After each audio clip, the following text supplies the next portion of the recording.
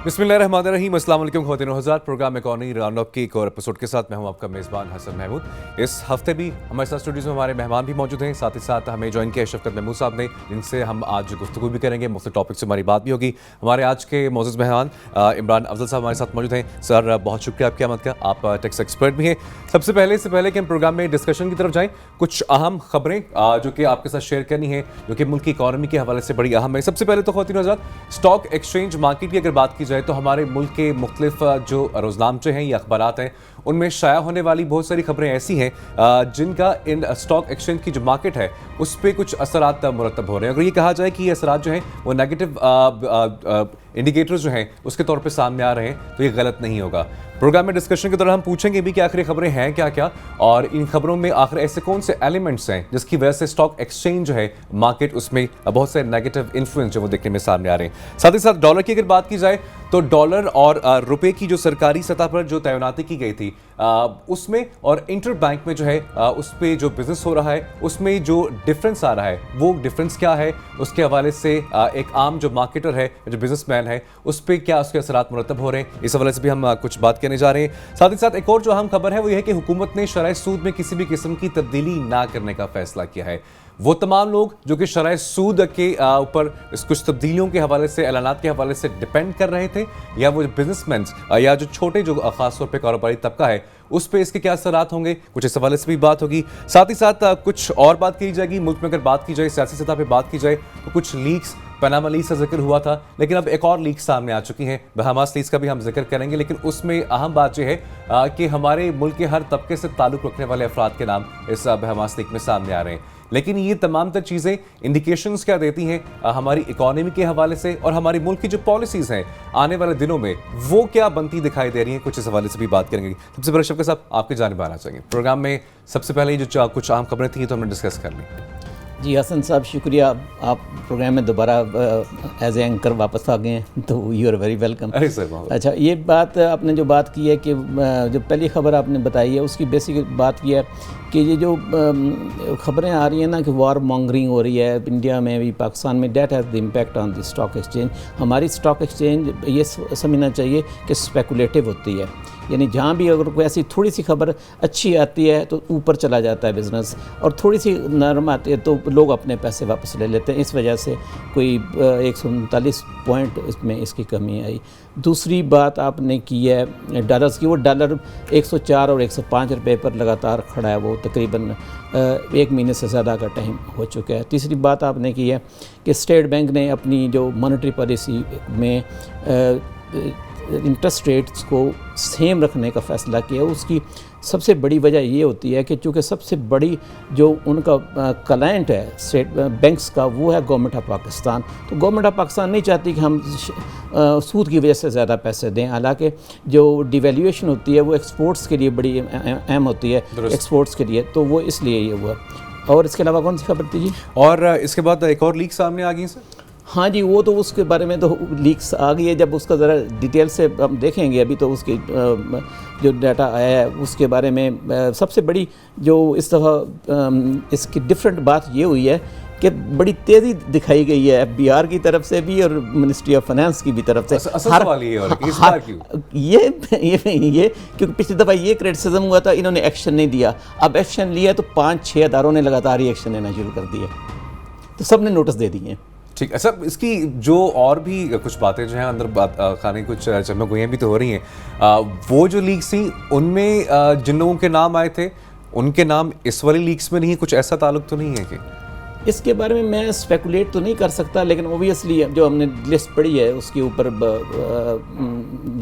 जिसकी तरफ आप इशारा दे रहे हैं उनका नाम नहीं है, तो ये शायद एक ये वजह हो सकती है। लेकिन मेरा ख्याल है कि चूँकि क्रिटिसिज्म हुई थी इनको, तो इन्होंने नोटिस इशू कर दिए गए थे, उसके बारे में भी नोटिस में वो टाइम बार्ड हैं, उसमें कोई फ़ायदा नहीं है। सिर्फ आप नोटिस दे देंगे, इन्फॉर्मेशन आ जाएगी, लेकिन उस इन्फॉर्मेशन का आप कुछ कर नहीं सकते, उसके ऊपर ऑडिट नहीं हो सकता अगर 6 साल से पुराना कोई ट्रांजैक्शन हो चुकी है। तो उसके बारे में यानी कानूनी तो यही बात है।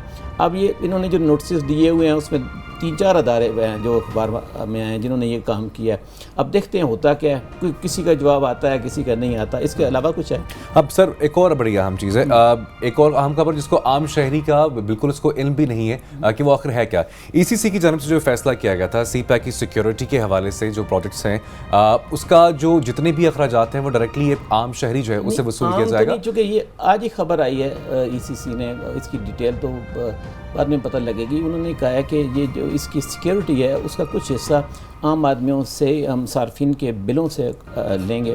ویسے تو جو چائنا مثلا افریقہ میں جاتا ہے تو وہ سیکیورٹی ان کو پرووائڈ کرتے ہیں, اسٹیٹ کرتی ہوتی ہے.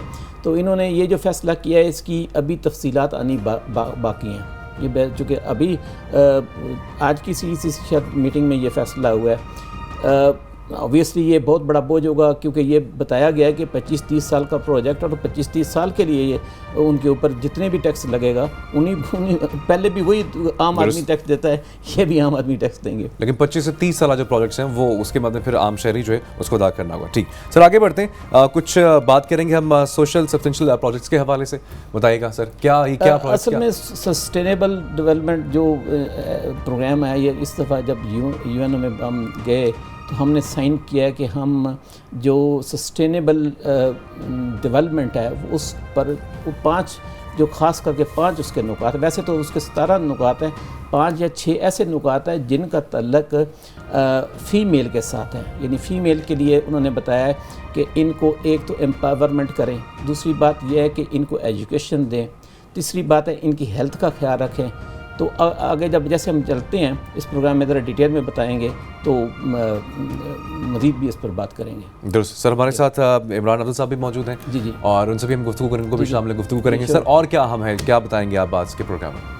نہیں, پہلے تو اسی پر بات کریں گے کہ یہ جو ایجوکیشنز کا ہمارے سٹینڈرڈز ہیں وہ کیوں نہیں میٹ ہو رہے پچھلے 30-40 سال سے, ہم وہیں کے وہیں کھڑے ہوئے ہیں. اس کی کیا وجوہات ہیں اور ایکچولی ڈیٹا بتاتا ہمیں کیا ہے.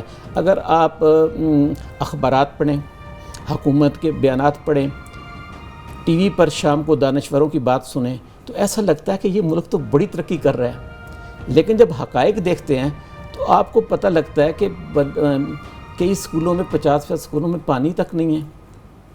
تو یعنی حقائق اور یہ جو ریٹورکس آتی ہیں ٹی وی میں, ان میں کوئی آپس میں کوئی تعلق نظر نہیں آتا. درست. سر کچھ اگر فیکٹس اینڈ فگرز کی بات کی جائے تو اگر سب سے پہلے اگر ہم سندھ کی بات کر لیں تو سب سے زیادہ اس کا جو بجٹ ہے تعلیم کا وہ سندھ پہ خرچ ہو رہا ہے. 176 بلین جو ہیں وہ تعلیم کے وہاں پر خرچ کیے جا رہے ہیں. لیکن جو فیکٹس اینڈ فگرز بتاتے ہیں وہ یہی, جیسے کہ تو ذکر آپ نے کر دیا کہ 40% اسکولز یا تعلیمی ادارے ایسے ہیں جہاں پر پینے کا صاف پانی نہیں ہے. 50% اسکولز ایسے ہیں جہاں پر بچے جو ہیں وہ ان کے پاس بینچز تک نہیں ہیں.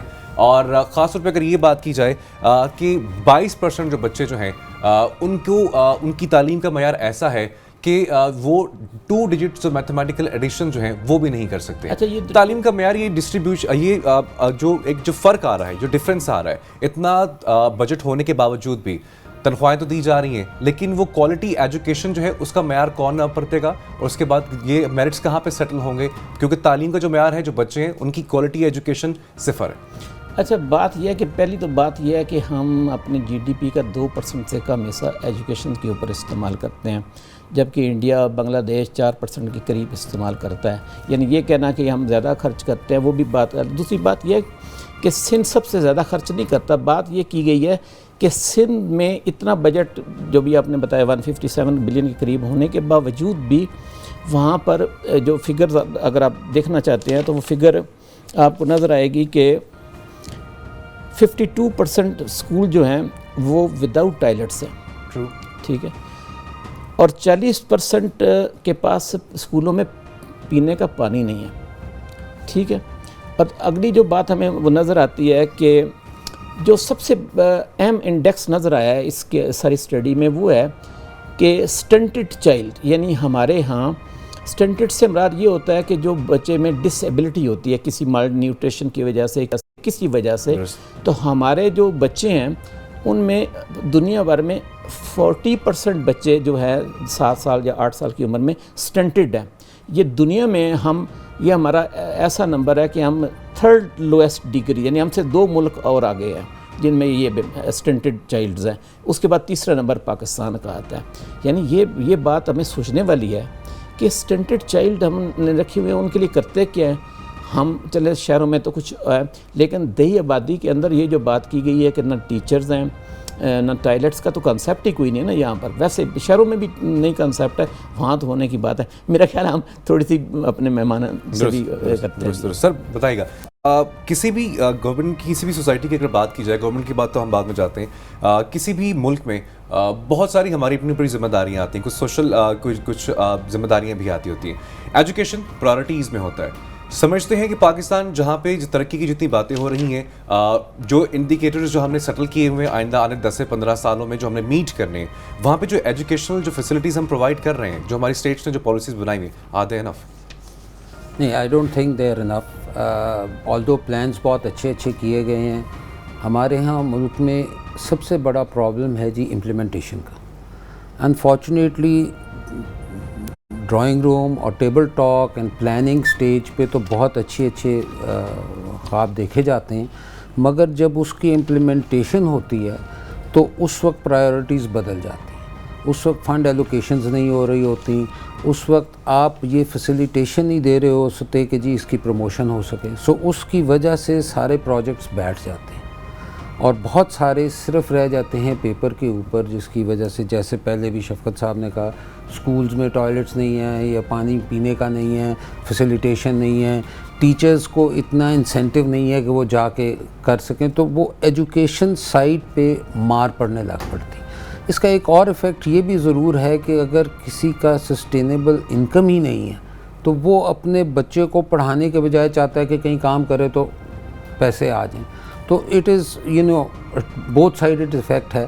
ایک طرف پیرنٹس کی ایشوز ہیں, دوسری طرف گورنمنٹ کی طرف سے وہ فیسیلیٹیشن اور وہ اویلیبلٹی نہیں ہے جس کے لیے کر دیا جائے. سر انٹرپٹ کروں گا میں آپ کو, ایک بریک کی طرف ہمیں جانا ہے, بریک کے بعد واپس آئیں گے. جیسے کہ گفتگو ہوئی کہ کیا ہونا کیا چاہیے, ایک اور بڑا اہم پوائنٹ ہے, یاد ہوگا آپ کو کہ ناظرین اپنے خبروں میں بھی سنا ہوگا کہ چائنا کے ساتھ ایک معاہدہ ہوا تھا جس میں اسٹوڈنٹ ایکسچینج پالیسی کے مطابق کچھ اسٹوڈنٹس پاکستان سے چائنا بھیجے جانے تھے فار دا لینگویج ایکسچینج, لیکن اس میں بھی سیاست آ کے کیسے انوالو ہوئی اور کس طریقے سے بجائے کہ کوٹا سسٹم ہوتا اس کو نگلیکٹ کیا گیا اور سیاسی اثر رسوخ کا استعمال کیا گیا. یہ کیا وجوہات ہیں, اس حوالے سے بات کریں گے لیکن اس بریک کے بعد.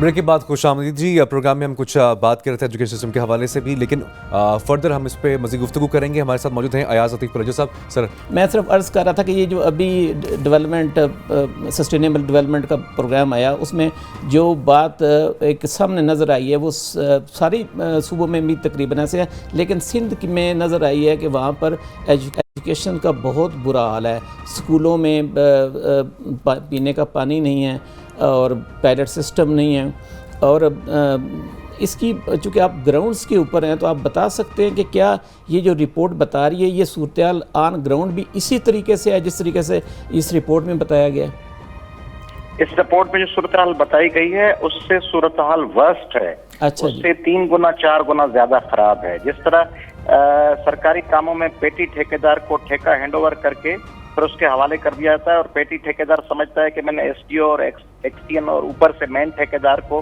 پرسنٹیج دے دیا, اب جو جی میں آئے کروں. اسی طرح سندھ کے ایجوکیشن کا, سندھ کے ہیلتھ کا, سندھ کے آبپاشی کا یہی حشر ہے. اور سندھ میں ایجوکیشن میں آپ کو بتاؤں کہ اگر آپ دادو لے کے جوہی تعلق میں یا وائی پاندی جائیں گے یا تھر کے ننگر پاکر اور چھاچروں میں جائیں گے یا سانگڑ کے کھپڑوں میں اور خیرپور کے اچھڑے تھر میں جائیں گے تو آپ حیران ہو جائیں گے کہ اسکول, آپ تو سمجھتے ہیں کہ اسکول میں شاید پینے کا پانی نہیں ہوگا اور واش روم نہیں ہوگا, اسکول میں ٹیچر ہی نہیں ہوگا. یعنی اسکول میں چھت کے نیچے پنکھا ہی نہیں ہوگا, بجلی نہیں ہوگی.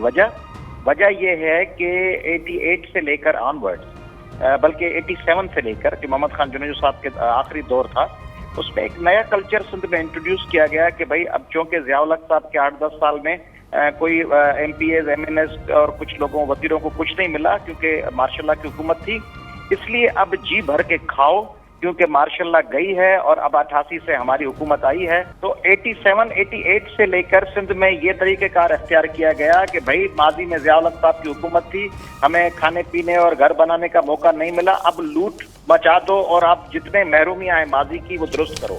नतीजा ये हुआ कि एजुकेशन डिपार्टमेंट की मिनिस्ट्री सबसे ज्यादा तगड़ी मिनिस्ट्री समझी जाने लगी, क्योंकि वहां पे टीचर्स घोस्ट टीचर रखे जाने लगे और उन टीचर्स के साथ एक नया लफ्ज सिंध में इंट्रोड्यूस हुआ, पता नहीं पंजाब या केपी में वो है या नहीं, वो है वीजा।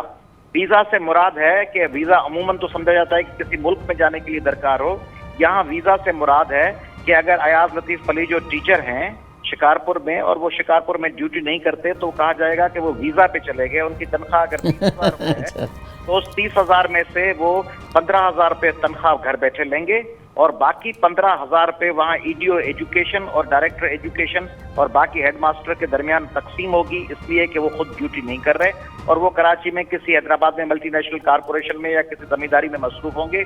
और जो वहाँ पे दूसरा फार्मूला ये अख्तियार किया गया कि टीचर रखा गया उसी गाँव का और या उसी ताल्लुके का। अब उसी गांव का जो चचाजाद भाई आपका मामूजाद भाई टीचर हो और वो क्लास न लेता हो और उसकी 15,000 तनख्वाह वो कराची या लाहौर में बैठ के ले रहा हो, हैदराबाद यहाँ से शिकारपुर या थर से भाग के, तो उसके मामूजाद भाई के खिलाफ कंप्लेन कौन करेगा? घर में लड़ाई हो जाएगी। अगर दूसरे बच्चे या कोई जाके कहे कि तुम्हारे ताया का बेटा यहाँ ड्यूटी नहीं कर रहा, स्कूल बंद करके भाग गया है, तो यानी वो अपने चचा के खिलाफ शिकायत कर रहा है। नतीजतन ये हुआ कि घर में खवातीन यानी मुमानी की बेटी, चचा की बेटी वो टीचर लगी हुई है। मैंने ऐसी टीचर्स भी देखी हैं जनाब अली जिनको 8वीं क्लास पास अपना नाम लिखना नहीं आता। एक लाइन में अब मैं आपको बताऊंगा, आपको शॉक होगा कि बैंक में हमारे एक दोस्त के सामने लाइन क्यों लगा हुआ था चेक भरने का। अगले शख्स ने कहा कि मेरा चेक फिल करके दे दें, मुझे 20,000 निकलवाने हैं। तो उसने कहा कि आप क्या करते हैं? उसने कहा मैं टीचर हूँ। यानी वो टीचर 20,000 रुपए चेक पे नहीं लिख सकता था अपना नाम के ये 20,000 रुपए मेरा चेक मेरा वहां से बैंक। तो अयाज साहब फिर रोना किस बात का है? हम यहाँ पे बैठ के ये खबरें चला रहे होते हैं कि हुकूमत जो होती है वो मुख्तलिफ अस्पताल खोल देती है, वहाँ पे डॉक्टर्स नहीं होते। 2 साल हो गए, बहुत सारे अस्पताल ऐसे हैं जहाँ पे डॉक्टर्स की वैकेंसीज खाली हैं लेकिन डॉक्टर नहीं है। तो फिर हम इंजीनियर्स कहाँ पैदा कर रहे हैं? हम किसके लिए CPAC के ऊपर अमल दरामद कर रहे हैं? 2025-30 में लोग कहाँ से आएंगे, कहाँ से आके काम करेंगे, तरक्की कैसे होगी? ये भूख, ये प्यास, ये जरूरत कौन महसूस करेगा? बिल्कुल सही कह रहे हैं, ये तो मिजरी है ना। यानी सिंध में इस किस्म के डॉक्टर्स हैं कि अगर आप उनसे पूछें कि ये डॉक्टर जो क्लिनिक चलाता है इसको कुछ आता है प्रिस्क्रिप्शन लिखना या डायग्नोस, वो सराइकी या सिंधी में कहेगा कि सुई बुई मार छोड़ सी, यानी सुई लगा लेगा। और सुई लगाने के अलावा सुई किस चीज की लगाएगा वायल में से वो पता नहीं है, मगर सुई एक एंटीबायोटिक लगा देगा। अब मैं आपको स्कूलों की सिचुएशन ये बताऊं कि स्कूलों में जो छोटी बच्चियां हैं ना, आप सोशल मीडिया पे तस्वीर देख सकते हैं, 4 बच्चियां चारों तरफ से मिलकर अपने दुपट्टों को मिलाकर एक शेड बनाएंगी और 5वीं बच्ची टॉयलेट के इस्तेमाल के लिए उसके दरमियान जाके बैठेगी। अच्छा, ये सिचुएशन है। अच्छा प्लीज साहब, ये जो आपने बात बताई है ये मेरे लिए तो लम्हा है फिक्री है। मुझे ये बताइए कि सिंध में आपको पता है कि बड़े बड़े मुफक्कर पैदा हुए हैं, मुदब्बर पैदा हुए हैं, जिनके नाम यानी एज ए अगर कोट करना हो तो हम कोट करते हैं कि उन्होंने ये कहा था, ये कहा था। तो कैसे अचानक ये सूरत 47 के बाद आप कह रहे हैं कि वो 89 में ये यानी इंटेलेक्चुअली ये डाउनफॉल सिर्फ पैसों की वजह से शुरू हो गया? यानी दूसरी बात है ये वीज़ा जो या सुइयाँ लगाते हैं और जो वीज़े जितने लोग लिए हुए हैं, तो ये गवर्नमेंट जो वहाँ की गवर्नमेंट है उस गवर्नमेंट में कोलेशन भी है, एक पार्टी भी है, फिर दूसरी केयू वाले भी हैं, तीसरी पगाड़ा साहब की भी पार्टी है, फिर MQ वाले भी हैं। तो कोई आदमी भी आवाज़ नहीं उठाता कि ये वीज़े वाले जो लोग हैं इनके लिए कुछ करें? देखिए, बुनियादी बात यही है ना कि सब मिल बैठ के खा रहे हैं। अच्छा। तो उस हवाले से ये हशर हुआ है, उसमें किसी की कोई कंसर्न नहीं है। अगर सामने वाले ने अपने 12 लोग रखे हैं तो उसमें शेयर में मुझे भी 4 लोग रखने की जरूरत है। अब दूसरी बात यह है कि कौमों पे डाउनफॉल भी आता है ना। कौमें, पाकिस्तान बहैसियत एक 20 करोड़ आबादी के, उस पर जवाल भी आता है। उसमें खुसूसन सिंध पे जो जवाल आया हुआ है, बाज़ हालतों में ये होता है कि आप समझते हैं कि हम सही डायरेक्शन में जा रहे हैं। तो सिंध में यह तासर 1988 के बाद पैदा किया गया है कि पैसे बनाना बहुत जबरदस्त काम है, और अगर पैसे होंगे तो हम आइंदा चल के अपने बच्चों को प्राइवेट स्कूल में भी पढ़ा सकेंगे, बाहर भी जा सकेंगे। आपके इल्म में है ना कि फिलिपाइन में क्या हुआ और थाईलैंड जी, में क्या हुआ। सही है। सेकेंड वर्ल्ड वार के बाद फिलिपाइन और थाईलैंड वो प्रोस्टिट्यूशन के अड्डे बन गए पूरे मुमालिक। तो सिंध पूरा करप्शन का अड्डा बना दिया पीपल्स पार्टी ने और उसकी इत्तेहादी जमातों ने। मकसद ये था कि पैसों के बगैर कुछ नहीं हो सकता, और इल्म, अक्ल, तदब्बर, दानिश, एजुकेशन ये आगे चल के खरीद लेंगे, नौकरियां भी खरीद लेंगे। और पीपल्स पार्टी की हुकूमत में या दूसरी हुकूमतों में नौकरियां रिश्वत के एवज दी जाती हैं। आप जो पूछ रहे हैं कि टीचर या डॉक्टर इनके लिए कोई आवाज क्यों नहीं उठाता, जो आवाज उठाना जिसको चाहिए उसने तो वो नौकरियां बेची होती हैं और उसने तो वो खरीदी होती हैं। और जो सिंध में ब्यूरोक्रेट्स हैं वो भी इस अब चक्कर में, इस विशियस सर्कल में आके वो भी ये समझने लगे हैं कि जो साहब को खुश करेगा उसको पोस्टिंग मिलेगी। तो मुझे क्या पेट में दर्द पड़ा है, मैं यहाँ से पैसे निकाल के वो पैसे क्यों ना भेज। अच्छा लीजिए साहब, मैं आपसे एक और शुक्र साहब मौजूद के साथ है कि ब्रेक का मुझे कहा जा रहा है, ऐसा आप हमारे साथ रहिएगा, एक ब्रेक में फौरन से बढ़ना है। ब्रेक के बाद हम फौरन से वापस आएंगे, गुफ्तगू को इस सिलसिले को आगे बढ़ाएंगे। Stay with us.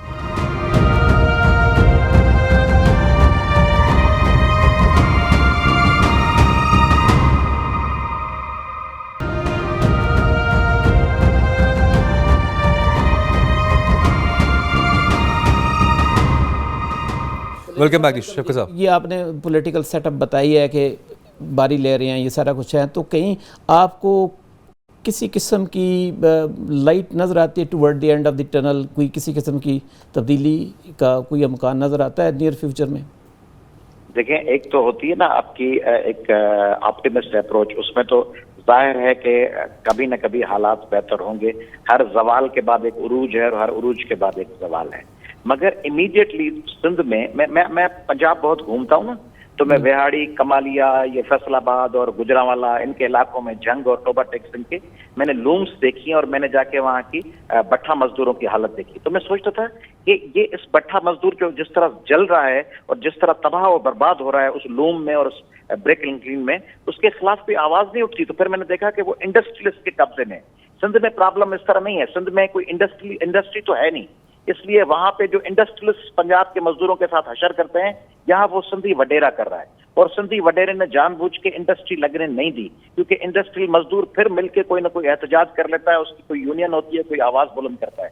किसानों की तो कोई यूनियन भी नहीं है ना, इसलिए किसी गांव में जो किसान है वो किसी और जमीन पे अगर लात मार के निकाल दिया जाएगा तो कोई और वडेरा उसको रखेगा भी नहीं कि ये फलां जमींदार को नाराज करके आए। ठीक है, यकीनी तौर पर सूरत हाल ऐसी है कि इस पे आप कुछ सोचना होगा और इस पर भी मिनट में मेरे ख्याल से किया जाना चाहिए, हंगामी सूरत हाल पे, हंगामी बुनियादों पर कि तालीम के हवाले से उनकी बात होनी चाहिए। अयाज लतीफ़ फिरोज़ी साहब हमारे साथ मौजूद थे, बहुत शुक्रिया आपको। शफकत साहब, जो सूरत हाल, जो गुफ्तगू है अयाज लतीफ़ फिरोज़ी साहब के साथ, उनके बाद मतलब कहाँ हमारी पॉलिसीज़ में, हमारी स्टेट पॉलिसीज़ में एजुकेशन के हवाले से कहाँ एक अच्छा, मैं उससे पहले कि मैं सिर्फ तस्हीह करना चाहता हूँ कि पंजाब के अंदर इस किस्म की सूरत हाल नहीं है बुरी के जिस तरीके से कि मज़दूरों का इस्तेसाल हो रहा है, क्योंकि हमारे आपको पता है कि 50% जो वर्क फोर्स है वो अनपढ़ है, तो उन लोगों को लूम्स में ही नौकरी मिल सकती है ना, तो उनको अच्छी नौकरी मिलती है। मैंने कहीं किसी के साथ इस किस्म की एक्सप्लॉयटेशन नहीं देखी है।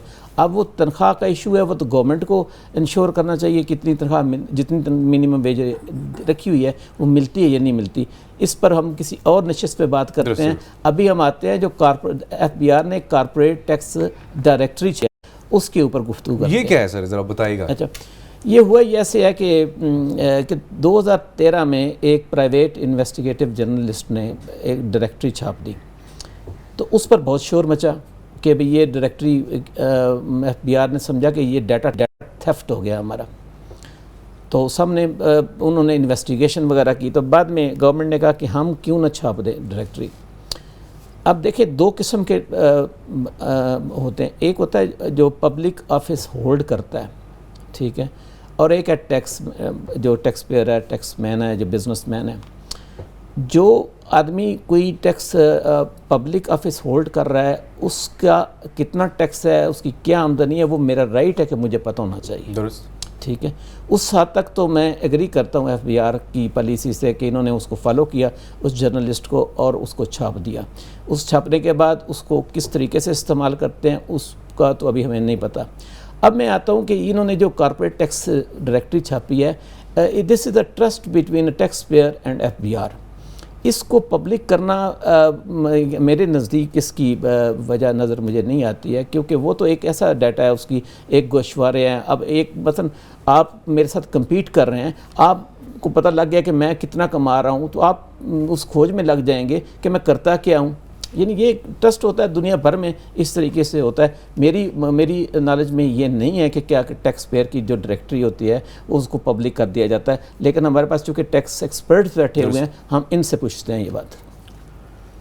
شکریہ شفقت صاحب. ٹیکس ڈائریکٹری چھاپنے کا شاید آبجیکٹو تو یہی تھا، اس سے شاید انکریج کر لیں گے لوگوں کو to come in to the tax net اور زیادہ ٹیکس جمع کرانا شروع کریں. بٹ جیسے آپ نے کہا اس کے ڈس ایڈوانٹیج اور repercussions on the down side زیادہ ہیں کمپیئر ٹو بینیفٹس جو اس کے ساتھ ایسوسیٹڈ ہیں. پہلی چیز تو یہ ہے کہ ایک جیسے آپ نے کہا کہ وہ ایک دوسرے کا پتہ چل جاتا ہے. دوسرا جو ہمارے ملک کے حالات یا ادروائز سچویشن ہے اس میں کوئی بھی ٹیکس پیئر یہ نہیں چاہتا کہ میری ورتھ سامنے آئے اینڈ دین ابڈکشن اور وہ ساری کاروائیاں شروع ہو جائیں.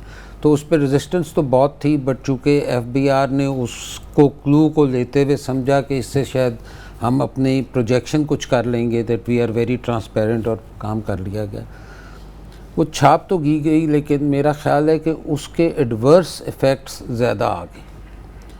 پہلی چیز تو انہوں نے 9 تاریخ کو ڈائریکٹری چھاپی اور چھاپ کے پروجیکٹ کیا کہ ہم کتنا ٹرانسپیرنٹ ہو رہے ہیں، اور پھر 16 تاریخ کو پریس میں آیا کہ جو ہائی نیٹ ورتھ انڈیویجولز ہیں ان کے کیسز کو کھول کے تو tax they look into it.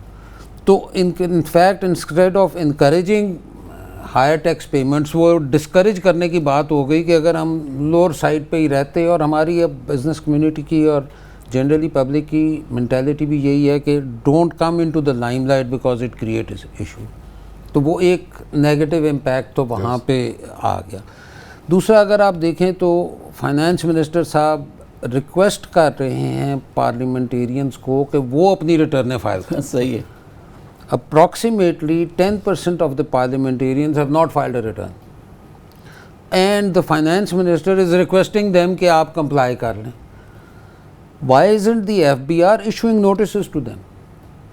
اب اس کے ساتھ دوسرا ایسپیکٹ مجھے یہ بتائیے گا کہ اگر کوئی ریٹرنز نہیں فائل کرتا تو کیا اس کو ریکویسٹ بھیجی جاتی ہے یا اس کو نوٹس لاگ میں بھیجا جاتا ہے؟ اس کو نوٹس دیا جاتا ہے. میں یہی آپ سے ہائی لائٹ کرنے لگا تھا کہ ہم دیکھیں ہم پروجیکٹ کر رہے ہیں کہ جی 3 سال سے ہم شروع ہوئے ہیں اور 7,21,000 سے 10,74,000 ریٹرنز ہو گئی ہیں. فیکٹ یہ ہے کہ 33,000 ٹیکس نمبرز ایشوڈ ہیں اور ان کے اگینسٹ 10,75,000 ریٹرنیں آ گئیں. تو جو باقی نمبرز ہیں ان کو نوٹس کیوں نہیں دیے گئے؟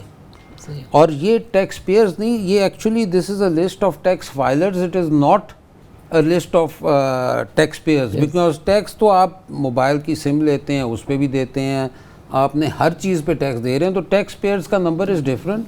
دس is actually a list of those people جنہوں نے ریٹرن فائل کی بھی ہے اور اس نے جو بھی اماؤنٹ پے کیا ہوا ہے.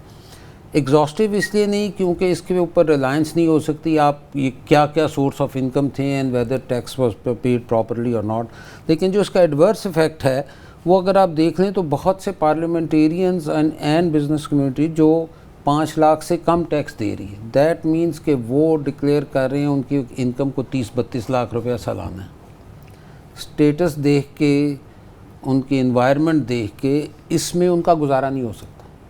سو اگر وہ دیا جا رہا ہے، اور میں دیکھ رہا تھا لسٹ میں بہت سے لوگ ایسے ہیں جنہوں نے ہزاروں میں ٹیکس دیا. اچھا میں آپ کے ساتھ تھوڑا سا ڈیٹا شیئر کر لیتا ہوں پھر آپ زیادہ کر لیں گے. ٹھیک ہے. جنہوں نے ٹیکس پے کیا ہے 1 بلین سے زیادہ، وہ ان کی تعداد جو ہے وہ 59 ہے اور وہ ٹوٹل ٹیکس کا 43% پے کرتے ہیں. ٹھیک ہے. اس کے بعد جنہوں نے 50 کروڑ سے لے کر 1 ارب روپے تک پے کیا تو وہ 10 ہیں. 10% وہ ٹوٹل ٹیکس کا بنتا ہے اور ان کی تعداد 63 ہے. اب جنہوں نے ٹیکس بالکل نہیں دیا ہوا اس میں سے، یہ کارپوریٹ کلچر ہے. ہم سمجھتے ہیں کہ ہم کارپوریٹ کلچر کی طرف جا رہے ہیں. آپ کو نظر آئے گا کہ 60,000 جو کارپوریٹ ٹیکس پیئر ہیں انہوں نے صرف 2% of the total tax pay کیا ہے. تو پیپل اگر آپ نے انکریج کرنا ہے کہ لوگ کارپوریٹ کلچر کی طرف جائیں، کیونکہ کارپوریٹ کلچر سے آسانی ہوتی ہے، آپ کو پتہ ہوتا ہے کہ یہ آدمی کارپوریٹ ہے تو یہ جو چھوٹی موٹی غلطیاں ہوتی ہیں یہ اس سے باز رہے گا. تو یہ جو پروفائل ہمیں نظر آتا ہے سارے سے، تو ہمیں نظر آتا ہے کہ ہمارا بڑا لاپ سائڈڈ ٹیکس پروفائل ہے. اچھا سر انٹرپٹ کروں گا آپ کو. ڈاکٹر سلمان شاہ صاحب نے بھی ہمیں جوائن کیا، ہمارے ٹیلی فون لائن پر موجود. اچھا مجھے یہ بتائیے گا کہ میں یہ کارپوریٹ ٹیکس ڈائریکٹری دیکھ رہا تھا، تو مجھے جو سب سے بڑی اس میں نظر آئی کہ سب سے زیادہ ٹیکس جو دیا گیا ہے وہ بینکس نے دیا ہے. جی سارے بینکس نے دیا ہوا ہے. مجھے یہ بتائیے گا کہ جب آپ کے زمانے میں بھی بینکس بہت زیادہ، چونکہ پرافٹ زیادہ ہوتا ہے تو ٹیکس بھی زیادہ بنتا ہے، اب بھی چونکہ گورنمنٹ سارے کا سارا پیسہ خود ہی ان سے ادھار لے رہی ہے تو ان کو بڑے آسانی سے وہ پرافٹ کما رہے ہوتے ہیں. تو اس سے کوئی اکانومی میں بہتری نظر آتی ہے اگر وہ میڈیم آدمی کو قرضہ نہیں مل رہا ہے، یا ایس ایم ایز کو قرضہ نہیں مل رہا ہے اور صرف گورنمنٹ کو قرضہ مل رہا ہے اور وہیں سے ان کو یہ پروفٹ آ رہا ہے، تو آپ اس پر کیسے کمنٹ کریں گے؟ دیکھیں اس وقت جو بینکوں کے ایسٹس ہیں اس میں تو 70% جو وہ حکومت کو جو لینڈنگ کی ہوئی ہے وہ وہی ہے، اور پرائیویٹ سیکٹر کو تو تقریباً کراؤڈنگ آؤٹ ہوئی ہوئی ہے پرائیویٹ سیکٹر کی، اور پرائیویٹ سیکٹر ویسے بھی انویسٹ نہیں کر رہا، نہ ان کو بینک فائنینس کر رہے ہیں. تو یہ تو بینکوں کو ایک آسان طریقہ ملا ہوا ہے کہ حکومت کو ضرورت ہے، حکومت ان سے لے لیتی ہے اور وہ ان کو نہ کوئی انالیسس کرنا پڑتا ہے، نہ کوئی رسک لینا پڑتا ہے، اور اس کے اوپر ان کو پروفٹیبلٹی بھی آ جاتی ہے. تو وہ تو بینکوں کا ایک نارمل ری ایکشن ہے اس تمام حکومت کی مینجمنٹ کے اوپر. دوسری طرف یہ ہے کہ ٹیکس کا جہاں تک تعلق ہے تو اگر پاکستان میں کوئی فلی ڈاکیومنٹڈ سیکٹر ہے تو وہ بینکنگ سیکٹر ہی ہے، اور جو بھی وہ پروفٹیبلٹی ہوتی ہے اس کے اوپر وہ ٹیکس بھی پوری طرح لاگو ہوتا ہے اور وہ ٹیکس بھی دیتے ہیں. ٹیکس ایویژن جو ہے وہ اس طرح سے کوئی ریمپنٹ نہیں ہے بینکنگ سیکٹر میں. سو اس لیے بینکنگ سیکٹر جو ہے وہ پاکستان میں اس وقت لیڈنگ سیکٹر ہے جہاں پہ ٹیکس کا کلیکشن کا تعلق ہے. دوسرا جو ہے وہ پھر آپ کا ٹیلی کمیونیکیشن سیکٹر آ جاتا ہے، اس میں بھی بے شمار ٹیکسز ہیں اور وہاں سے بھی گورنمنٹ بڑی ٹیکس کلیکٹ کرتی ہے. لیکن آپ کا جو سوال تھا کہ کیا بینکنگ سیکٹر ہماری اکانومی کو صحیح سروس دے رہا ہے، میرے خیال میں یہ پاکستان کی اکانومی کو آپ کی آواز یہ بڑا فائنینس جو ہے یہ ایک بہت کرٹیکل انگریڈینٹ ہے ڈیولپمنٹ کے لیے، اور اگر آپ کو گورنمنٹ اپنے بجٹ خسارے پورے کرنے کے لیے بورنگ کر رہی ہے اور کرنٹ کنزمپشن سے وہ بورنگ سے کنزمپشن ہو رہی ہے اور انویسٹمنٹ نہیں ہو رہی، تو وہ پاکستان کی اکانومی کے لیے کوئی اتنی اچھی چیز نہیں ہے. اچھا ڈاکٹر صاحب یہ بات یہ ہے کہ جو باہر کے جیسے آئی ایم ایف ہے، ورلڈ بینک ہے، یہ جب یورپ میں ہوا تو انہوں نے سب سے ایک ان کو کہا کہ آپ جو پرائیویٹ سیکٹر ہے خاص کر کے ایس ایم ایز کو آپ جس کو یہ کہتے ہیں کہ یہ رسک ایریا ہے تو ہم وہاں پر کیوں دیں، کیونکہ 80% جو ہیں وہ تقریباً گورنمنٹ لے رہی ہے، اور جو چھوٹے قرضے لیتے ہیں وہ ان کی تعداد جو مثلاً کوئی آدمی اگر 10 لاکھ روپے تک قرضہ لیتا ہے تو اس کی ٹوٹل قرضے کی جو شرح بنتی ہے جو اسٹیٹ بینک کی رپورٹ ہے وہ 1% ہے جتنا قرضہ وہ سارے بینک دے رہے ہیں. تو اس سے تو یعنی گورنمنٹ نے جو ریفارم کی طرف جا رہی ہے وہ تو نظر نہیں آتا اس بات کا کہ بھئی یہ جو کسی بزنس کی یا ڈیولپمنٹ کے لیے یا جاب کریشنز کے لیے کی طرف جا رہے ہیں. یہ تو صرف اپنے مسئلہ ایک یہ بھی ہے کہ ہمارے بینکس جو ہیں وہ بہت بڑے بینکس ہو گئے ہیں اور ان کو سوٹ کرتا ہے کہ وہ بڑے بورورز کو لینڈ کریں تاکہ اس میں پھر ان کی ایک اکانومیز آف اسکیل ہوتی ہے. صحیح ہے. تو جتنا مثلاً خرچہ ہوگا ان کو یونیلیور کو قرضہ دینے میں اتنا ہی ان کو خرچہ ہوتا ہے کہ کسی چھوٹے ایس ایم ای کو قرضہ دینے میں، لیکن پروفٹیبلٹی جو ہے وہ چھوٹے سے نہیں ہے، وہ بڑے سے آئے گی. تو ہمارا بینکنگ اسٹرکچر جو ہے وہ اس طرح سے ہے کہ وہ بڑے بورورز کو فیور کرتا ہے، چھوٹوں کی طرف نہیں جاتا، اور نہ ان کے پاس کیپیسٹی ہے کہ ایس ایم ایز کے ساتھ وہ کیٹر کر سکیں. تو اس کے لیے ضروری ہے کہ سینٹرل بینک کوئی ریفارمز کرے اور ایسے بینکس بھی مارکیٹ میں آئیں جو اپنے ایریا میں چھوٹے کاشتکار کو بھی اور چھوٹے بزنس مین کو بھی فائنینس کر سکے. مطلب ڈسٹرکٹ لیول کے بینکس بھی ہونے چاہیے. اس وقت ہمارے جو بینکس ہیں وہ زیادہ تر اگر لینڈنگ کر رہے ہوں گے تو وہ کراچی اور لاہور میں اور بڑے شہروں میں کچھ میں کر رہے ہوں گے, لیکن جو باقی پاکستان ہے اس میں کوئی لینڈنگ نہیں ہو رہی ہوگی. ٹھیک ڈاکٹر صاحب ہمارے ساتھ موجود رہے گا. میں بہت واضح کے ساتھ آپ کو انٹرپٹ کروں گا. ایک بریک کی جانب مجھے ایک بریک کی جانب بڑھیں گے, واپس آئیں گے, یہیں سے ہم ڈسکشن کے سلسلے کو آگے بڑھائیں گے.